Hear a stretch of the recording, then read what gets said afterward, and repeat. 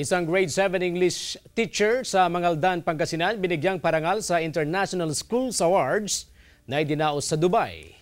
Kilalanin natin siya sa report. That we usually use in forming the past tense of the verb.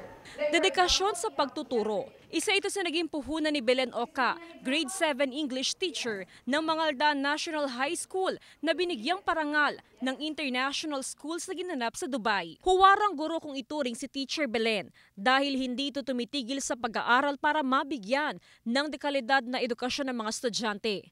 Napapanahon ang pagtuturo online ni Teacher Belen, lalo pat marami sa kabataan ngayong 21st century na huhumaling na sa social media. Tumingin po sila ng mga teachers na may na-contribute po sa education sector.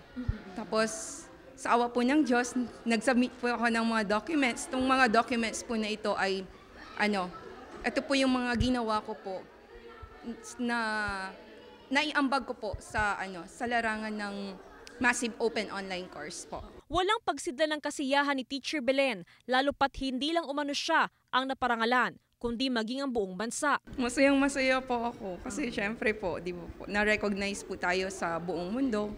Tapos dala-dala ko po yung bandila ng Pilipinas. Proud naman ang buong Mangaldan National High School sa karangalang iniuwi ni Teacher Belen. Mayroon ng kasabihan na if you want something new, stop doing something old. At ito naman yung ginawa ng Miss Belen Oca.